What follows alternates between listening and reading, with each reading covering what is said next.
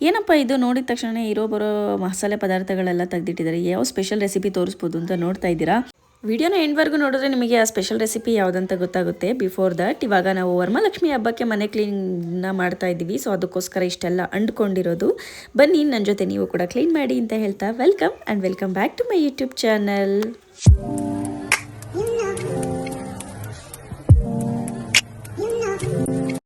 ಮನೇಲಿ ನೋಡೋದಕ್ಕೆ ಏನು ಅಷ್ಟು ಐಟಮ್ ಇಲ್ಲ ಅಂತ ಅನಿಸುತ್ತೆ, ಬಟ್ ಅದನ್ನು ಕ್ಲೀನ್ ಮಾಡೋದಕ್ಕೆ ಹೋದಾಗಲೇ ಗೊತ್ತಾಗೋದು ಹೆಣ್ಮಕ್ಳಿಗೆ ನಮ್ಮ ಮನೇಲಿ ಎಷ್ಟು ಐಟಮ್ಸ್ನ ನಾವು ಇಟ್ಕೊಂಡಿದ್ದೀವಿ, ಎಷ್ಟು ಪಾತ್ರೆಗಳಿದೆ ಅಂತ ಹೇಳಿ. ಹೌದು, ಸೊ ನನ್ನ ಮಾತನ್ನ ನೀವು ಯಾರ್ಯಾರೆಲ್ಲ ಒಪ್ತೀರಾ ಕಮೆಂಟ್ ಮಾಡಿ ನೋಡೋಣ. ನಮಗೆ ಆಗಸ್ಟ್ ಮಂತ್ ಬಂತಂದ್ರೇ ಆಲ್ಮೋಸ್ಟ್ ಕೆಲಸ ಸ್ಟಾರ್ಟ್ ಆಗಿಬಿಡುತ್ತೆ. ಸೊ ಕೆಲವರು 1ನೇ ತಾರೀಕಿಂದನೇ ಸ್ಟಾರ್ಟ್ ಮಾಡ್ಕೊಂಡು ಬಿಡ್ತಾರೆ ಕೆಲಸ ಮಾಡೋದಕ್ಕೆ, ಬಿಕಾಸ್ ಅಷ್ಟು ಕೆಲಸ ಇರುತ್ತೆ ಮನೇಲಿ. ಅದರಲ್ಲೂ ಹಳ್ಳಿ ಕಡೆ ಆದ್ರಂತೂ ಬಿಡಿ ಹೇಳಂಗೆ ಇಲ್ಲ, ತಿಂಗಳಾನ್ಗಟ್ಲೆ ಮಾಡಿದ್ರೂ ಕೆಲಸ ಮುಗಿಯಲ್ಲ. ಅಷ್ಟು ಕೆಲಸ ಇರುತ್ತೆ, ಅಷ್ಟು ಪಾತ್ರೆ ಇರುತ್ತೆ, ಅಷ್ಟು ಕ್ಲೀನಿಂಗ್ ಇರುತ್ತೆ. ಸೊ ನಮ್ಮದು ಪುಟಾಣಿ ಕೆಲಸ ಆಗಿರೋದ್ರಿಂದ ಸೊ ನಾನು ಇವಾಗ ಪ್ರಿಪೇರ್ ಮಾಡ್ಕೊಳ್ಳೋಕ್ಕೆ ಸ್ಟಾರ್ಟ್ ಮಾಡ್ಕೊಂಡಿದ್ದೀನಿ. ಸೊ ಫಸ್ಟ್ಗೆ ನಾನು ಕಿಚನ್ ಒಂದು ಕ್ಲೀನ್ ಆಗಿಬಿಟ್ರೆ ಆಲ್ಮೋಸ್ಟ್ ಎಲ್ಲ ಕೆಲಸ ಮುಗ್ದಂಗೆ ಅಂತ ನನ್ನ ಅಭಿಪ್ರಾಯ. ಸೊ ಹಾಗಾಗಿ ನಾನು ಫಸ್ಟು ಕಿಚನ್ನಲ್ಲಿರೋವಂಥ ಎಲ್ಲ ಕಂಟೈನರ್ಗಳನ್ನ ಮತ್ತು ಬಾಕ್ಸ್ಗಳನ್ನ ಎಲ್ಲದನ್ನು ಕೂಡ ಫಸ್ಟು ವಾಶ್ ಮಾಡೋದಕ್ಕೆ ಅಂತ ತಕ್ಕೊಂಡಿದ್ದೀನಿ. ನಾನು ಸ್ಕೂಲು ಮತ್ತು ಕಾಲೇಜ್ಗೆ ಹೋಗ್ಬೇಕಾದ್ರೆ ಅಮ್ಮ ಏನಾದರೂ ಒಂದು ಪಾತ್ರೆ ತೊಳ್ಕೊಡು ಅಂದರೆ ಸಾಕು, ನನಗೆ ಅಲ್ಲಿ ನೋವ್ತಿದೆ ಇಲ್ಲಿ ನೋವ್ತಿದೆ ಅಂತ ಏನಾದರೂ ಹೇಳಿ ನೆಪ ಹೇಳಿ ತಪ್ಪಿಸ್ಕೊತಿದ್ದೆ, ಕೆಲಸ ಮಾಡ್ತಿರ್ಲಿಲ್ಲ. ಇಲ್ಲ ಹೋಮ್ವರ್ಕ್ ಇದೆ ಅದಿದೆ ಇದಿದೆ ಅಂತ ನೂರಾರು ಕತೆಗಳನ್ನ ಹೇಳಿ ತಪ್ಪಿಸ್ಕೊಂಡ್ಬಿಡ್ತಿದ್ವಿ. ಬಟ್ ಇವಾಗ ನನ್ನಲ್ಲಿ ಆಗಿರ್ತಕ್ಕಂಥ ಚೇಂಜಸ್ ನೋಡಿದ್ರೆ ನನಗೇನೆ ಖುಷಿಯಾಗುತ್ತೆ. ಸೊ ಇದನ್ನು ರೆಸ್ಪಾನ್ಸಿಬಿಲಿಟೀಸ್ ಅನ್ಬೋದಾ ಅಥವಾ ಚೇಂಜಸ್ ಅನ್ಬೋದಾ ಗೊತ್ತಿಲ್ಲ. ಮದುವೆ ಆದಮೇಲೆ ಎಲ್ಲ ಹೆಣ್ಮಕ್ಳು ಹೀಗೆ ಚೇಂಜ್ ಆಗ್ತಾರೆ ಅನ್ಕೊತೀನಿ ನಾನು. ಸೊ ನಾನು ನೋಡಿ ಇವಾಗ ಎಷ್ಟು ಪಾತ್ರೆಗಳನ್ನ ಒಬ್ಬಳೇ ತೊಳಿತಾ ಇದ್ದೀನಿ ಅಂದರೆ ನನಗೇನೆ ನಂಬೋಕ್ಕಾಗ್ತಾಯಿಲ್ಲ. ನಿಜವಾಗ್ಲೂ ನಾನೇನೇ ಇದು ಅನಿಸುತ್ತೆ.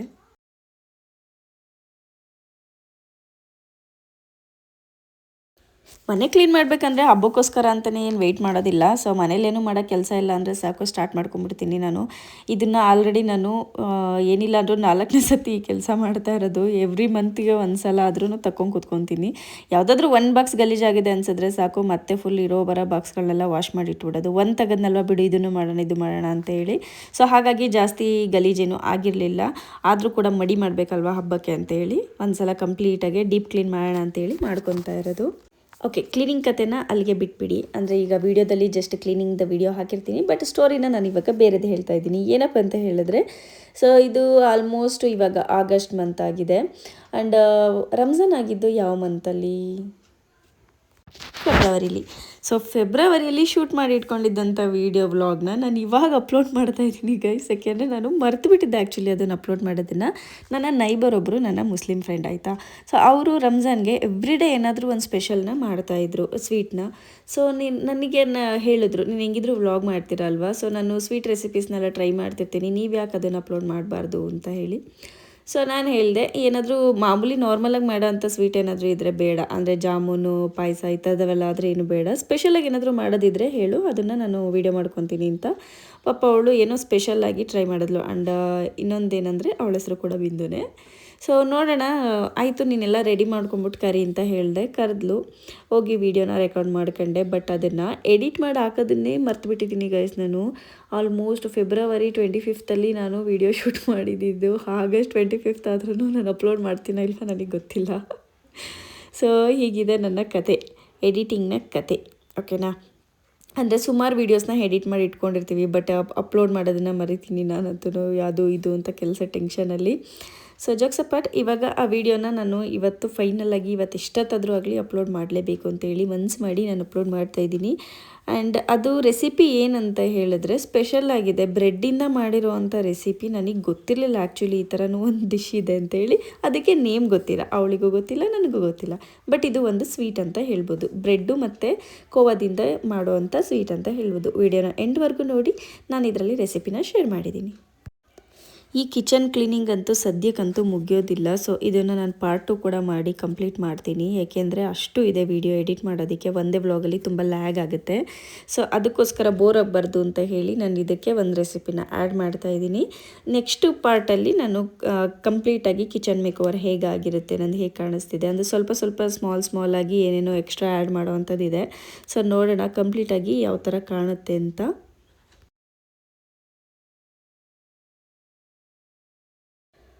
ಓ ಶೆಟ್, ನಾನು ನಿಮಗೊಂದು ಹೇಳೋದನ್ನೇ ಮರ್ತಿದ್ದೆ.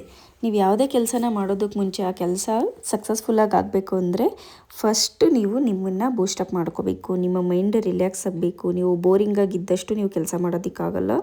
ಸೊ ಅದಕ್ಕೆ ನನ್ನ ಕಡೆಯಿಂದ ಟಿಪ್ಸ್ ಏನಪ್ಪ ಅಂತ ಹೇಳಿದ್ರೆ, ಯಾವುದೇ ಕೆಲಸ ಮಾಡಬೇಕು ಅಂದರೂ, ನೀವು ಯಾವುದೇ ಕೆಲಸದ ಬಗ್ಗೆ ಥಿಂಕ್ ಮಾಡಬೇಕು ಅಂದರೂ ಅದಕ್ಕಿಂತ ಮುಂಚೆಗೆ ಏನು ಮಾಡಬೇಕು ಹೇಳಿ, ಸ್ಟ್ರಾಂಗಾಗಿ 1 ಗ್ಲಾಸ್ ಟೀನ ಮಾಡಿಕೊಂಡು ಕುಡೀರಿ. ಸೊ ದಟ್ ನಿಮಗೆ ಬೇಗ ತಲೆ ಚೆನ್ನಾಗಿ ವರ್ಕ್ ಆಗುತ್ತೆ ಆ್ಯಂಡ್ ಮೈಂಡ್ ಕೂಡ ಬೇಗ ಆ್ಯಕ್ಟಿವ್ ಆಗಿ ಕೆಲಸನ ಫುಲ್ಲು ಜೋಶಾಗಿ ಮಾಡ್ಬೋದು. ಸೊ ಒಂದ್ಸಲ ಆಲ್ರೆಡಿ ಟೀ ಕುಡಿದ್ರೆ ಈ ಲೆವೆಲಿಗೆ ಕೆಲಸ ನಡೀತಿದೆ, ಮತ್ತೆ ಇನ್ನೊಂದು ಸಲ ಸ್ಟವ್ ಕ್ಲೀನ್ ಆದಮೇಲೆ ಮತ್ತೆ ಟೀ ಮಾಡಿ ಕುಡಿದ್ರೆ ಇನ್ನೂ ಯಾವ ಲೆವೆಲಿಗೆ ಕೆಲಸ ನಡೀತೆ ಥಿಂಕ್ ಮಾಡಿ. ಬಿಸಿ ಬಿಸಿ ಟೀನ ಕುಡ್ಕೊಂಡು ಇವಾಗ ನೆಕ್ಸ್ಟ್ ರೆಸಿಪಿನ ಸ್ಟಾರ್ಟ್ ಮಾಡೋಣ. ಸೊ ಈ ಥರ ಸ್ವೀಟ್ನ ಮಾಡೋದು ಹೇಗೆ ಅಂತ ಕಂಟಿನ್ಯೂ ಮಾಡಿ ಎಂಡ್ವರೆಗೂ. ಕೋವನ ಫಸ್ಟ್ ಸ್ಮ್ಯಾಶ್ ಮಾಡ್ಕೊತಿದ್ದೆ. ಇದಾಯಿತು. ಅದಕ್ಕೆ 1 ಪೌಂಡ್ ಬ್ರೆಡ್ಡು, ಬ್ರೆಡ್ಡು, ಹಾಲು, ಕೈ ತೊಳಿಬೇಕು ಇತ್ತು, ಮರ್ತು ಬಿಟ್ಟಿದ್ದೀನಿ ನಾನು ಇವಾಗ. ಸೊ ಬೇಯಿಸಿದ್ರೆ ಬೇಗ ಪೀಲ್ ಆಗುತ್ತೆ ಅಂತನಾ. ಫಸ್ಟ್ ಇವಾಗ ಹಾಲನ್ನ ಕಾಯಿಸ್ಕೊಳ್ಳೋಣ. ನೀರನ್ನ ಬಾಯ್ಲ್ ಆಗ್ತಿದೆ, ಇದಕ್ಕೆ ಇವಾಗ ಹಾಲನ್ನ ಹಾಕ್ಬಿಟ್ಟು ಹಾಲನ್ನ ಚೆನ್ನಾಗಿ ಕುದಿಸ್ಕೊಳ್ಳೋಣ. ಫಸ್ಟಿಗೆ ಬೌಲಲ್ಲಿ ಹಾಲು ಹಾಕ್ಬಿಟ್ಟು ಹಾಲನ್ನ ಕಾಯಿಸ್ಕೊಳ್ಳೋಣ. ಸೊ 1 ಲೀಟ್ರ್ ಹಾಲು ಬೇಕಾಗುತ್ತೆ. ಲೀಟ್ರ್ ಹಾಲಿನಲ್ಲಿ ನೀವು 8ರಿಂದ 10 ಜನಕ್ಕಾಗುವಷ್ಟು ಸ್ವೀಟ್ನ ಪ್ರಿಪೇರ್ ಮಾಡ್ಕೋಬೋದು. ಸೊ ಬನ್ನಿ ಫಸ್ಟು ಹಾಲು ಕಾಯಿಲಿ.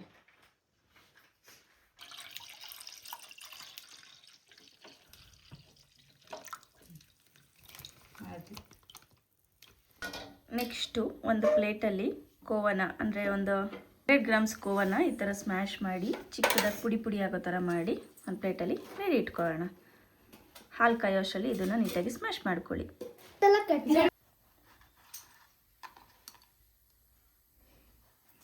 ಬ್ರೆಡ್ನ ಇವಾಗ 4 ಪೀಸ್ ಆಗೋ ಥರ ಅಂದರೆ ಕಟ್ ಮಾಡ್ಕೋಬೋದು. ಸೊ ನಿಮಗೆ ಯಾವ ಶೇಪ್ ಅನುಕೂಲ ಆಗುತ್ತೆ ಆ್ಯಂಡ್ ನಿಮಗೆ ಯಾವುದು ಫ್ಯಾನ್ಸಿಯಾಗಿ ಕಾಣಿಸುತ್ತೆ ಆ ಥರ ಕಟ್ ಮಾಡ್ಕೊಳ್ಳಿ. ಸ್ಕ್ವೇರ್ ಆದರೂ ಮಾಡ್ಕೋಬೋದು, ಟ್ರಯಾಂಗಲ್ ಆದರೂ ಮಾಡ್ಕೋಬೋದು. ಒಂದೇ ಸಾಕು. ನಮ್ಮ ಮನೆಯವ್ರಿಗೆ ನಂದಿನಿ ಥರ ಕೇಳಿದೆ, ಇವರು ಎಣ್ಣೆನ ಕ್ಯಾಪ್ ಓಪನ್ ಮಾಡಿ ಬಗ್ಗಿಸ್ತೀನಿ. ಎಣ್ಣೆ ಬಿಸಿ ಆದ ತಕ್ಷಣ ಲೈಟಾಗಿ ಗೋಲ್ಡನ್ ಬ್ರೌನ್ ಬರೋವರೆಗೂ ಫ್ರೈ ಮಾಡ್ಕೊಳ್ಳೋಣ. ಇವಾಗ ಎಣ್ಣೆ ಬಿಸಿಯಾಗಿದೆ ಇವಾಗ. ಸೊ ಲೈಟಾಗಿ ಇದನ್ನು ಫ್ರೈ ಮಾಡ್ಕೊಳ್ಳೋಣ. ಜಾಸ್ತಿ ಹೊತ್ತು ಬಿಟ್ಟರೆ ಚೆನ್ನಾಗಿ ಎಣ್ಣೆ ಕುಡ್ಕೊಂಡ್ಬಿಡುತ್ತೆ. ಸೊ ಅದು ಎಣ್ಣೆ ಹೊಡಿಯೋಕ್ಕೆ ಬಿಡಬೇಡಿ. ಇವಾಗ ಇದು ಗೋಲ್ಡನ್ ಬ್ರೌನ್ ಆಗಿದೆ. ಗೋಲ್ಡನ್ ಬ್ರೌನ್ ಆಗಿದೆ. ಎಕ್ಸ್ಟ್ರಾ ಇದರಲ್ಲಿ ಅದಕ್ಕೆ ಈ ಥರ ಮಾಡ್ತೀನಿ. ಹಂಗೆ ಸ್ಕ್ವೀಸ್ ಮಾಡಿದ್ರೆ ಎಣ್ಣೆ ಕೆಳಗೆ ಸ್ವಲ್ಪ ಡಿಪ್ ಆಗಿ ಬರುತ್ತೆ. ಸೊ ಇಲ್ಲ ಇನ್ನು ತುಂಬ ಎಣ್ಣೆ ಜಾಸ್ತಿ ಅನಿಸ್ತಿದೆ ಅಂದರೆ ನೀವು ಕೆಳಗೊಂದು ಟಿಶ್ಯೂ ಪೇಪರ್ನ ಹಾಕಿ ಸ್ಕ್ವೀಸ್ ಮಾಡ್ಬೋದು. ಸೊ ನೀಟಾಗಿ ಡ್ರೈ ಆಗುತ್ತೆ ಎಣ್ಣೆ. ಸೊ ಇದನ್ನ ಇವಾಗ ನೆಕ್ಸ್ಟ್ ಒಂದು ಪ್ಲೇಟಿಗೆ ಶಿಫ್ಟ್ ಮಾಡ್ಕೊಳ್ಳೋಣ. ಅದು ಎಷ್ಟು ಕೊಟ್ಟಿರ್ತೀವಿ ಎಣ್ಣೆ ಇದು ಅದಕ್ಕೆ.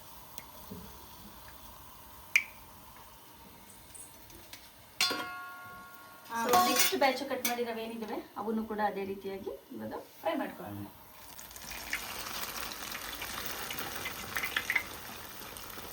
ಈ ಕಡೆಗೆ ಹಾಲು ಕುದೀತಾ ಇದೆ, ಆ ಕಡೆಗೆ ಬ್ರೆಡ್ ರೋಸ್ಟ್ ಆಗ್ತಾ ಇದೆ, ಸಾರಿ ಫ್ರೈ ಆಗ್ತದೆ.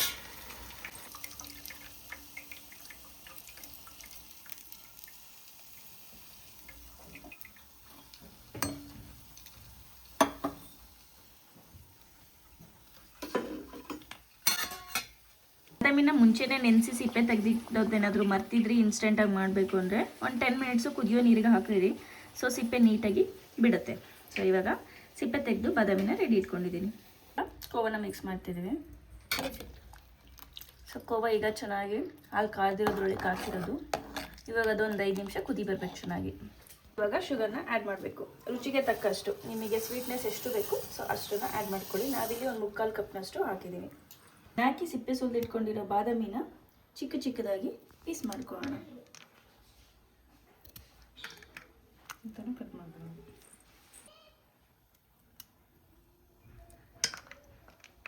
ನೆಕ್ಸ್ಟ್ ಇದಕ್ಕೆ ಸ್ವಲ್ಪ ಗೋಡಂಬಿ ಕೂಡ ಹೀಗೆ ಪೀಸ್ ಮಾಡಿ ಹಾಕೊಳ್ಳೋಣ.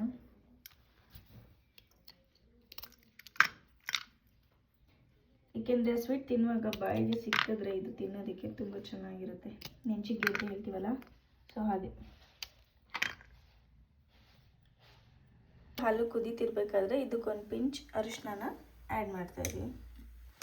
ಸೊ ದಟ್ ಕಲರ್ ತುಂಬ ನ್ಯಾಚುರಲ್ ಆಗಿರುತ್ತೆ ಆ್ಯಂಡ್ ಫ್ಲೇವರ್ಫುಲ್ ಆಗಿರುತ್ತೆ ಅಂತ.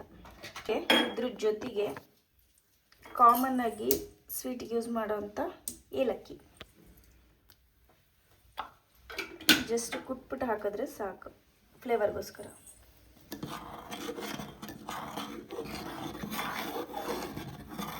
ಈಗ ಆಗಲೇ ಹಾಕೊಂಡಿದ್ದ ಎಣ್ಣೆನೆ ಬಿಸಿ ಮಾಡ್ಕೊಳ್ಳೋಣ. ಇಟ್ಕೊಂಡಿದ್ದಂಥ ಕಾಜು ಮತ್ತು ಬಾದಾಮಿ ಎರಡನ್ನೂ ಎಣ್ಣೆ ಕಾದಿದ ತಕ್ಷಣ ಹಾಕಿ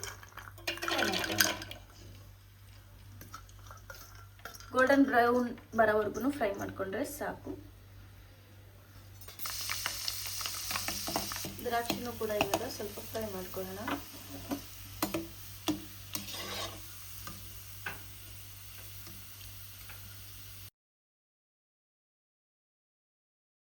ಅದನ್ನು ಮೇಲೆ ಜಸ್ಟ್ ಆಗಲೇ ಫ್ರೈ ಎಣ್ಣೆಲಿ ಕರೆದಿಟ್ಕೊಂಡಿರೋ ಬ್ರೆಡ್ ಫುಲ್ಲು ನೆನ್ಕೊಳ್ಳೋ ಹಾಗೆ ಹಾಕ್ಬೇಕು. ಇವಾಗ